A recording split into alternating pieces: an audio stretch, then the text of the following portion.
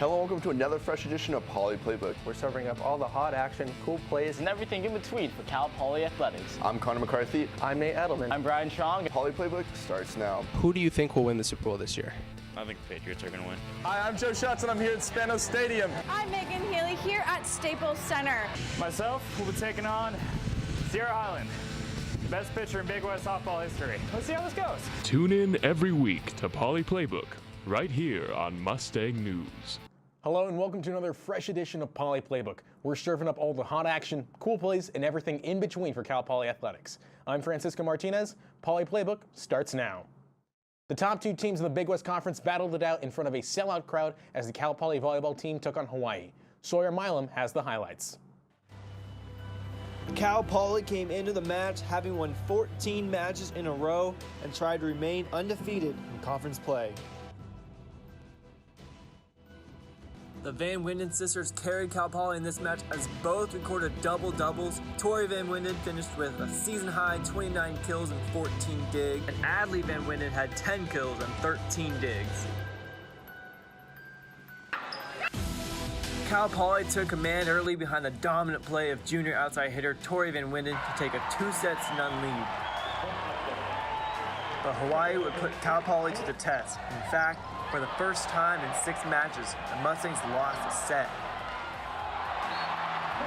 The Mustangs were able to close out the Rainbow Wahine in the 4th and final set, winning their 15th match in a row and remaining in first place in the Big West Conference. Cal Poly is now ranked number 12 in the nation and has a record of 16-1 on the season. This was the first match in a while. With all due respect to the other teams that we played in conference, but it's the first match in a while where our opponent, really made things difficult for us to score. We still want you to be aggressive and confident, and just to continue to battle. I mean, this is it's an awesome environment. I mean, it doesn't happen very often since I've been here, so to be able to have a mott like that in an environment like this with 2 undefeated Big West teams going at it, that's what everyone does this for. It's just to go out there and enjoy the moment.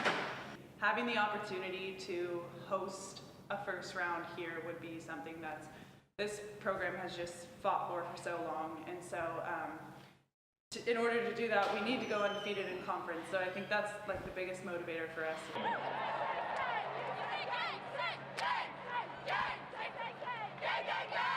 Next, the volleyball team will host UC Santa Barbara Friday night at 7 p.m. in Mott Athletic Center. The Cal Poly volleyball team kept their win streak alive last weekend with a 3-1 victory over rival Hawaii. Reporter Jay Serrano has more. The Cal Poly volleyball team is off to one of its best starts in program history. The team has won 15 games in a row on their way to a 16-1 record and is now ranked 12th in the nation. Their only loss this season came against 6th-ranked Pittsburgh.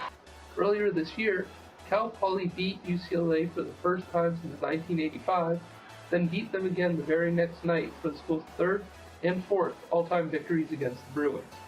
Despite the loss of several key seniors at the end of last season, the team can thank the performance of several freshmen for their continued wins. It is a challenge to try and step up to what Taylor was. I mean, I'm obviously not where she was when she graduated, but I just try to keep up my level of play so I can stay with the rest of the team and make them better. During the win streak, head coach Sam Carlson earned his 100th win at Cal Poly with a sweep of UC Davis.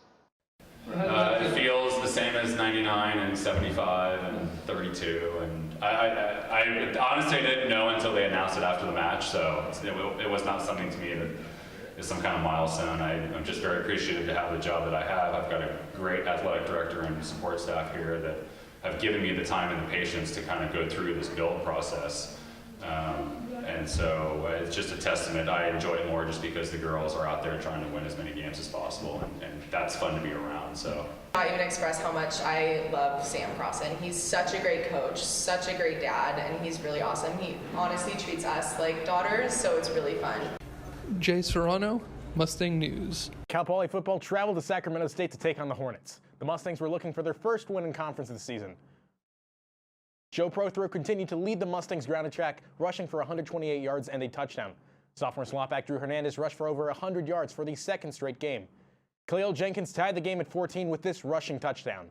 However, the nail in the coffin was a 70-yard punt return touchdown by junior wide receiver J.J. Koski. And Cal Poly went on to get their second win of the season, 45-21. Okay.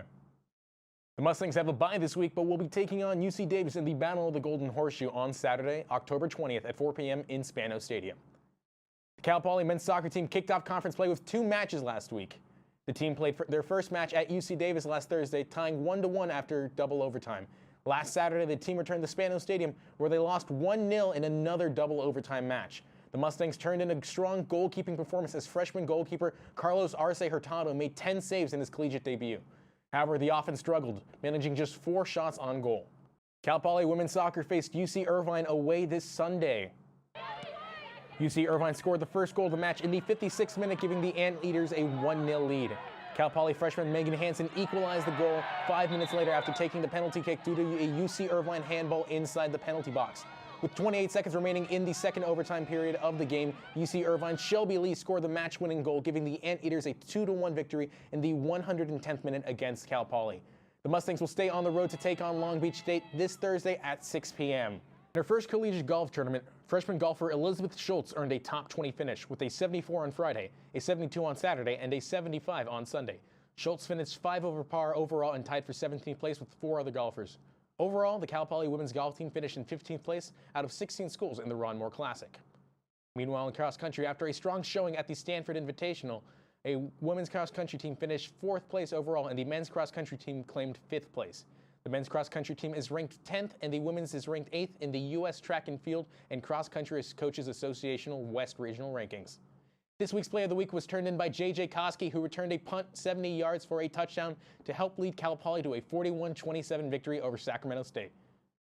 And here we have J.J. Koski about to receive the ball on the Sacramento State end, gets the punt return, catches it at the 30-yard line, goes all the way, evading defenders from Sacramento State. Look at J.J. Koski go, running like there's no tomorrow. 20-10-5.